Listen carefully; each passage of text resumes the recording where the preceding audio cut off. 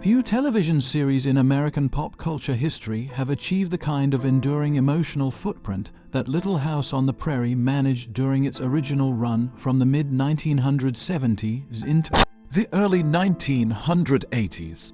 Airing from 1974 to 1983, the show arrived at a time when network television still dominated shared national viewing habits, and families routinely gathered around a single screen to experience stories together.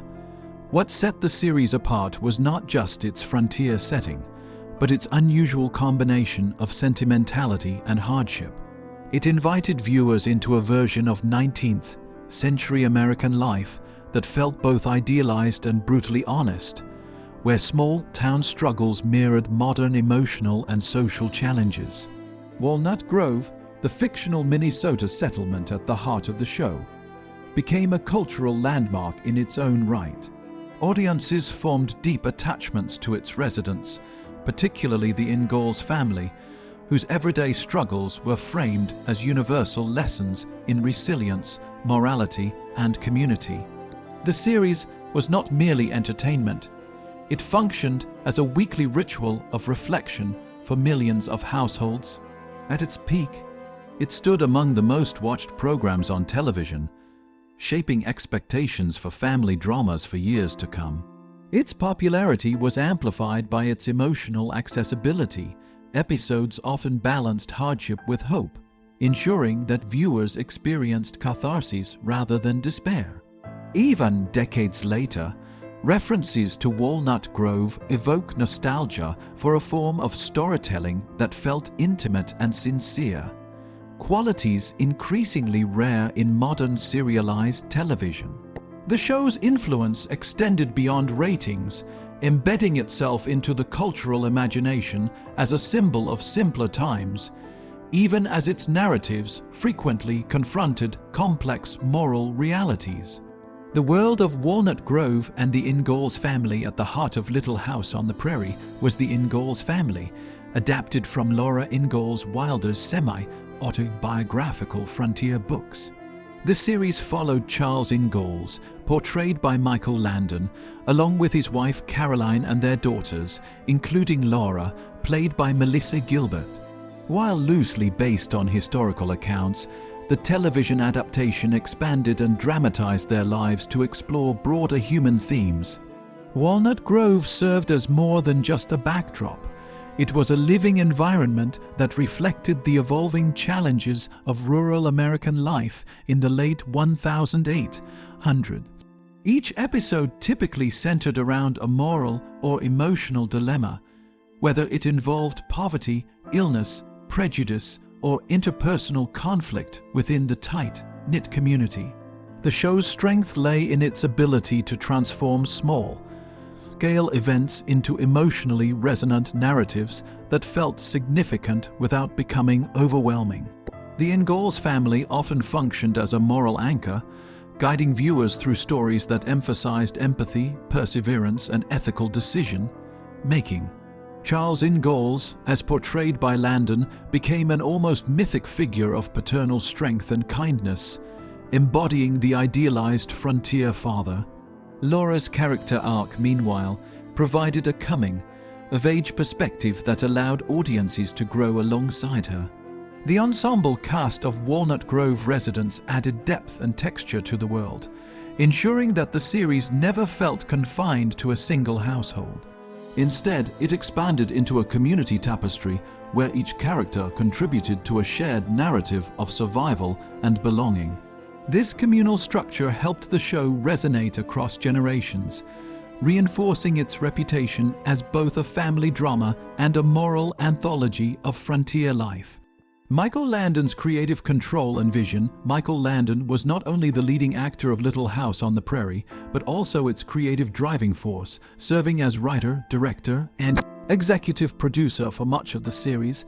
His influence shaped nearly every aspect of the show's tone, pacing, and emotional direction. Landon's vision emphasized heartfelt storytelling rooted in moral clarity, often prioritizing emotional resolution over ambiguity. This approach gave the series its distinctive identity, But it also concentrated an unusual amount of power in a single individual within a major network production. Landon's hands-on involvement allowed him to steer the narrative in ways that aligned closely with his personal philosophy about family, faith, and human decency.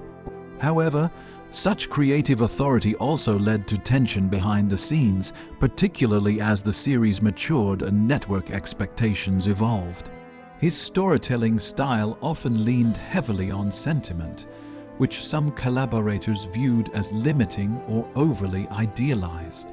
Despite this, his ability to connect with audiences was undeniable, and his presence both on and off screen became central to the show's identity.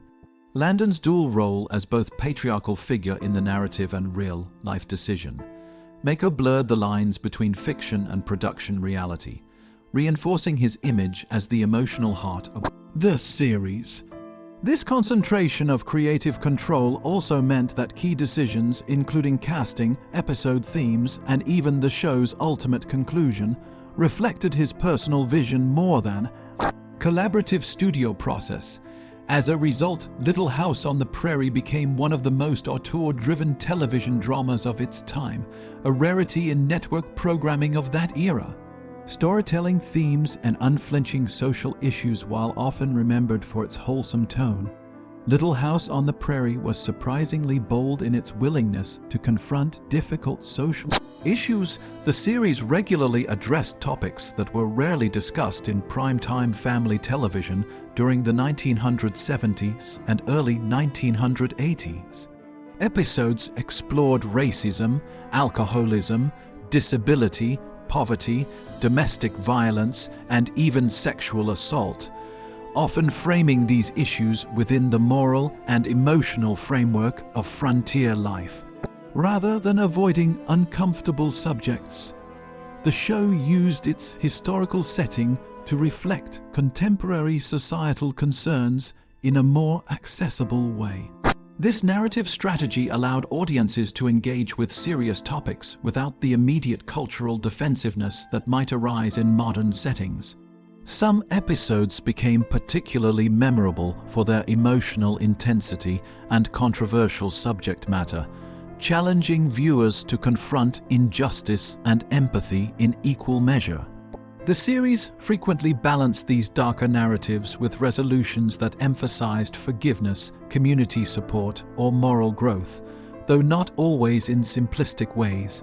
The storytelling often suggested that hardship was an unavoidable part of life, but also that human compassion could provide meaningful relief. This thematic balance contributed significantly to the show's lasting impact, as it transcended the boundaries of typical family entertainment. By weaving social commentary into emotionally driven narratives, Little House on the Prairie positioned itself as both a moral classroom and a dramatic exploration of human resilience. Its willingness to engage with uncomfortable truths helped distinguish it from other shows of its era and ensured its relevance long after its original broadcast. Ratings decline and the changing television landscape as the 1980s began.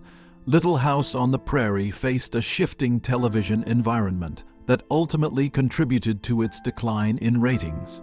The media landscape was becoming increasingly competitive, with new genres, edgier storytelling, and more diverse programming beginning to emerge. Audiences were gradually moving away from traditional family dramas toward shows that reflected modern urban life and contemporary issues in a more direct way. Although Little House remained popular with loyal viewers, its overall ratings began to slip compared to its earlier dominance. Network executives at NBC recognized that the series, while still culturally significant, no longer commanded the same broad national audience it once had. This natural decline in viewership was not the result of scandal or creative failure, but rather the inevitable life cycle of a long-running series in a rapidly evolving entertainment market. Behind the scenes, there was a growing awareness that the show was nearing its conclusion, even if the exact timing remained uncertain. For Michael Landon and the production team, this period represented both an opportunity and a challenge. How to conclude a beloved series in a way that honored its legacy while acknowledging its diminishing commercial viability. The decision to bring the story to a definitive end would ultimately lead to one of the most memorable and controversial finales in television history. The final chapter and the destruction of Walnut Grove, the conclusion of Little House on the Prairie, arrived not as a quiet farewell, but as a dramatic and emotionally charged television movie titled The Last Farewell, which aired in 1984.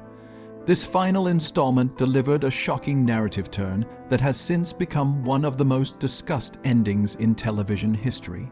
In the story, Walnut Grove faces a powerful land baron intent on seizing control of the town's property, forcing its residents into an impossible moral dilemma.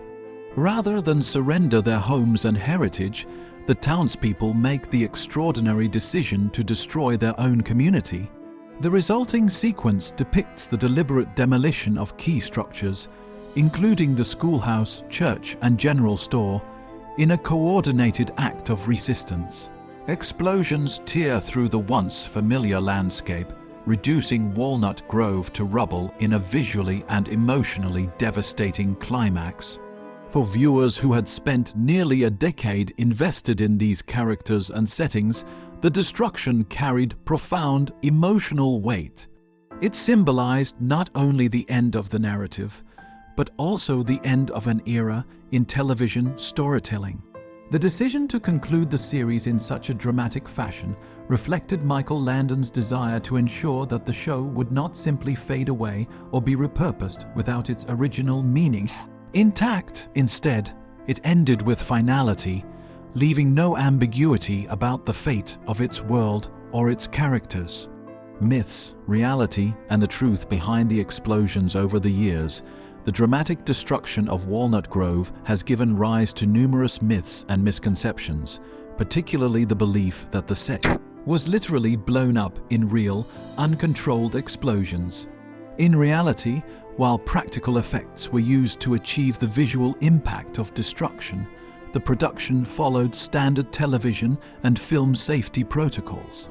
The set itself was intentionally dismantled and destroyed for the purposes of filming the final sequence. But this was a controlled production decision rather than an uncontrolled spectacle.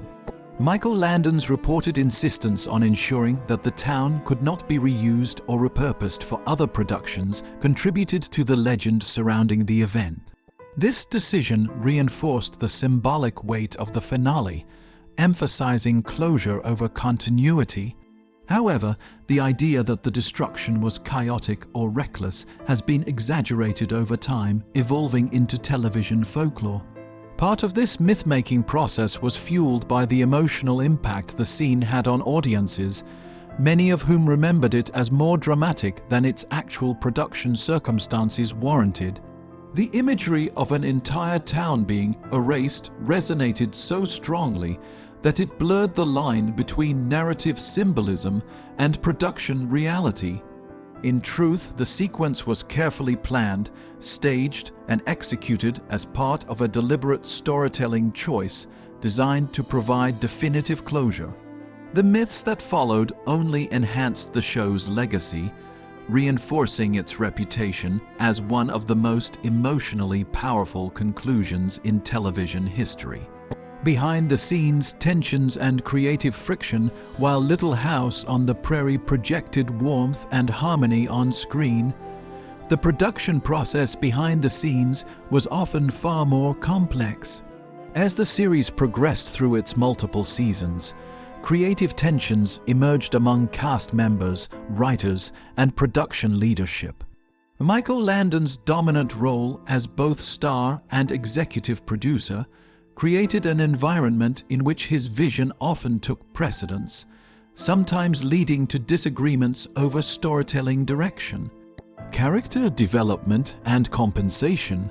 Some cast members reportedly felt constrained by the limited creative input they were allowed, particularly as the series evolved and character arcs shifted to accommodate Landon's narrative's priorities. These tensions were not unusual in long-running television productions, but they became more pronounced as the show aged.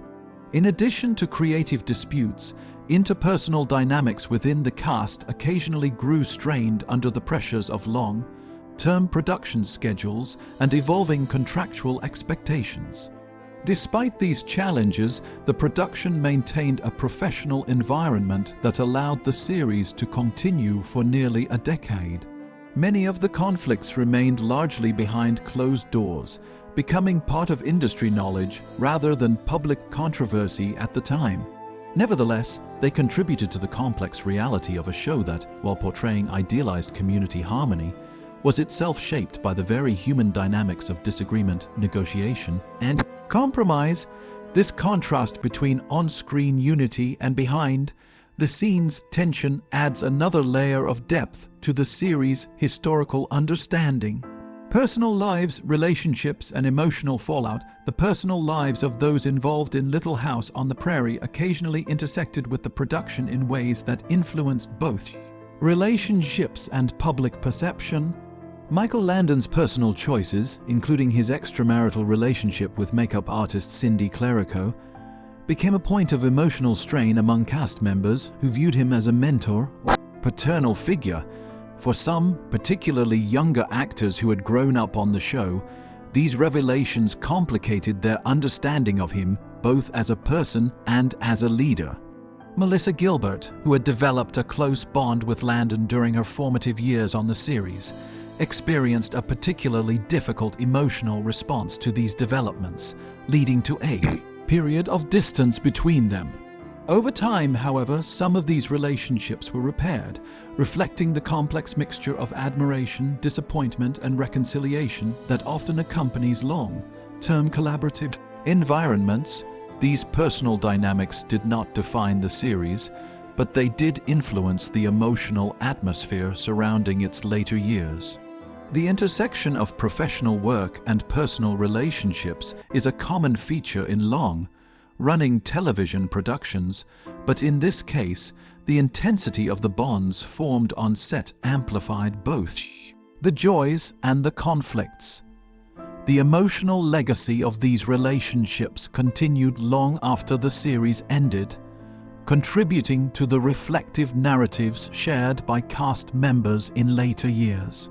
Cultural legacy and influence on television storytelling. The influence of Little House on the Prairie extends far beyond its original broadcast years, shaping the development of family-oriented television drama for decades. Its combination of serialized storytelling, moral themes, and historical setting provided a template for future shows that sought to balance entertainment with emotional depth. The series demonstrated that television could address serious social issues without abandoning accessibility, paving the way for later programs that blended drama with ethical reflection. Its impact is also evident in the enduring popularity of historical family narratives that emphasize resilience, community, and moral clarity. Beyond its structural influence, the show contributed to a cultural nostalgia for simpler, idealized versions of the past, even as its own stories often challenged such simplicity. The emotional resonance of Walnut Grove and its residents has kept the series alive in reruns, adaptations, and continued public discussion. Its legacy is not without complexity. It is remembered both for its heartfelt storytelling and for its occasionally idealized portrayal of frontier life. Nevertheless, its ability to provoke emotional engagement across generations remains a defining feature of its success. Few series from its era have maintained such a persistent presence in cultural memory, making it a reference point for discussions about television's role in shaping collective imagination and moral storytelling. Conclusion: an enduring emotional resonance. Looking back on Little House on the Prairie, it becomes clear why the series continues to occupy such a significant place in television history. It was more than a drama about frontier life. It was an emotional framework through which audiences explored themes of family, hardship, morality, and community. The decision to conclude the series with the dramatic destruction of Walnut Grove ensured that its ending would be as unforgettable as its beginning. That final act of narrative closure symbolized both loss and resolution, reinforcing the idea that even cherished places must eventually come to an end. The myths that grew around the finale only strengthened its cultural impact, transforming it into one of the most discussed conclusions in television storytelling. At the same time, the show's behind the scenes complexities remind us that even the most idealized stories are created through human effort, disagreement, and imperfection.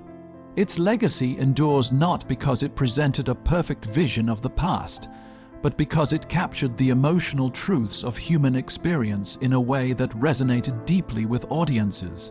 Decades later, the memory of Walnut Grove remains vivid, not as a literal place, but as a symbol of storytelling that sought to blend simplicity with emotional depth.